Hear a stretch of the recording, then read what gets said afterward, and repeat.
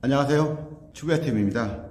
오늘은 지난번 촬영도 해주셨는데 건국대학교 대학원 경민교수이시며 EH경매연구소 대표이신 강은영 교수님을 모시고 지난번 촬영은 경매에 대한 전반적인 내용이었다면 오늘은 올해 지난 경매시장 평가 이런 내용하고 내년도 전망에 대해서 여쭤보려고 바쁘신 데 모셨습니다. 교수님 안녕하세요. 네, 안녕하세요. 일단은 먼저 올해 시장 평가 어떻습니까? 11월 달이니까. 올해 2022년 경매시장 또는 부동산 시장의 가장 큰 특징을 꼽으라면 지난 7년 동안 우상향이 마감을 하고 이제 본격적인 조정의 첫 해였다는 게 가장 큰 의미가 될 것 같고요. 두 번째는 일반인들이 많이 오해하는 부분인데 이처럼 7년의 상승장을 마감을 하고 본격적인 조정의 첫 서막을 디뎠으면 경매 물건이 2021년도에 비해서는 늘지 않았을까 하는데 의외로 지난 10월까지 통계가 대법원에서 공개가 됐는데요. 오히려 같은 동기 약 한 8,000건 가까이 총량은 오히려 2022년도가 적다라는 부분이 아마 올해 경매 시장의 가장 큰 특징 중에 하나이지 않나 생각을 합니다. 그러면 내년도에 물량이 좀 많이 나올까요? 올해 한은에서 연거푸 빅스텝도 받고 해서 또 대출금리도 연초에 비해서 뭐 2배 가까이 이상 오르기도 했는데요.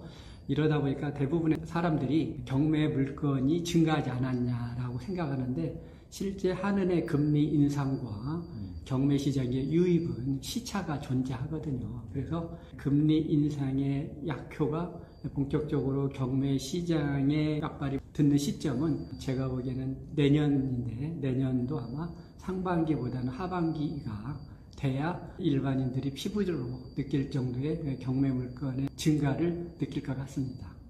네, 교수님 저희 이제 교육과정에서는 주임 교수 맡고 계시고 제가 운영도 하고 있습니다만은 원래는 겨울에는 교육이 없는데 이번에 또 교육을 진행하는데 교육을 받는데 왜 경매에서 입찰은 왜 안 할까요?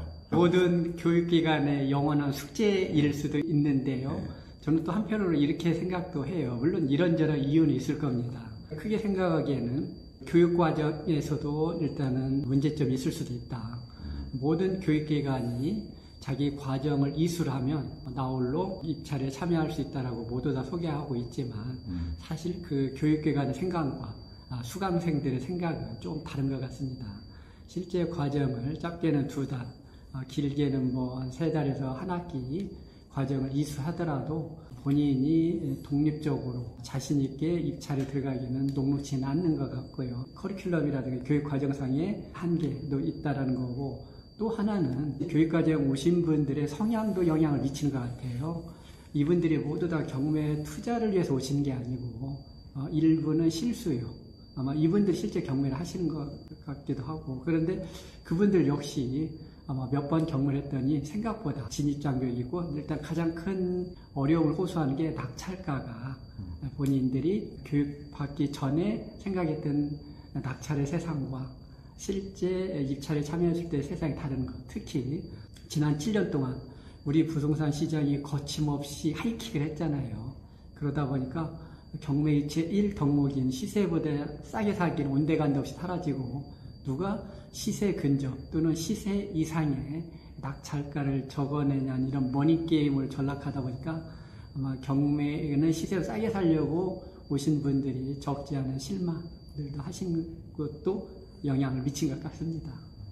주거에서도 특수물건에 대한 부분을 좀 얘기도 했고 실제로 이제 일반인들이 특수물건에 다 덤비지만 실질적으로 그렇게 일반인들이 접근해서 좀 수익을 올릴 수 있을까요, 그게? 아마 우리 경매 시장에 민낯이 들 것 같기도 해요. 좋은 의미로 이야기하면 과거의 특수물건은 소수 전문가들의 전유물이었는데 이제 일반인들도 특수물건에 관심을 갖고 참여할 수 있다는 것은 경매의 문턱이 그만큼 낮아졌다. 지평이 확산됐다는 것은 순기능인 반면에 또 역으로 이야기하면 일반 물건 워낙 경쟁이 치열하고 그러다 보니까 거기서 기대 이익을 얻을 수 없다 보니까 특수물건에 관심을 많이 갖고 또 교육기관들도 역시 일반 교육으로는 변별력이 없다 보니까 특수물건 위주의 교육을 하시는 기관들도 적지 않이 있는데요. 사실 경매 종사자의 한 사람으로서 지켜봤을 때는 일반인들이 특수물건을 통해서 수익을 남기는 건 사실 쉽지는 않습니다. 특수물건의 대전제 자체가 소송을 염두에 두고 있거든요. 소송을 거치지 않고 당사자 간의 원만한 합의를 통해 이루어진다면 가장 최고이겠죠. 사실 그런 물건은 특수물건에서는 흔치 않을 거고 적지 않은 물건들은 필연적으로 소송을 전제로 해서 진행이 되는데요. 이 소송, 민사소송이 상대성이거든요. 아무리 내가 타협할 준비가 돼 있더라도 상대방이 마음의 문을 열지 않으면 어쩔 수 없이 법정에서 진위를 다툴 수밖에 없는데요. 이게 법원에서 진위를 다툰다는 게 말처럼 쉽지만 이게 우리는 3심제이다 보니까 짧게는 1년, 대법원까지 가면 3년, 5년은 기본적으로 장기간 시간이 소요될 수 있고요. 그래도 그동안에는 사실 특수물건 하신 분들이 적지 않은 많은 이익을 남겼을 겁니다. 왜? 재판 과정에서 송사가 진행되는 와중에 집값이 더 올랐거든요. 부동산 가격이.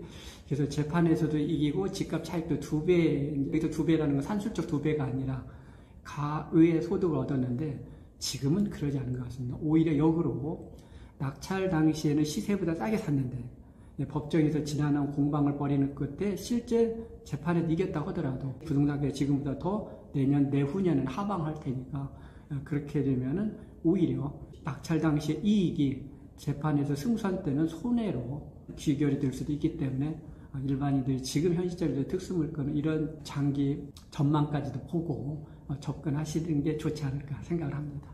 즉 불황기에는 또 NPL이 뜬다고 그러고 저희 이제 과정 중에서도 NPL도 넣었습니다. 관심이 또 많은 것 같은데 NPL은 어떻습니까? 사실 NPL은 부동산의 금융이 접목이 돼서 부동산 상품에서 최고의 상품인 건 이론이 없는데 NPL 시장이 또 이게 갑자기 팽창하다 보니까 진입 장벽이 생겼습니다.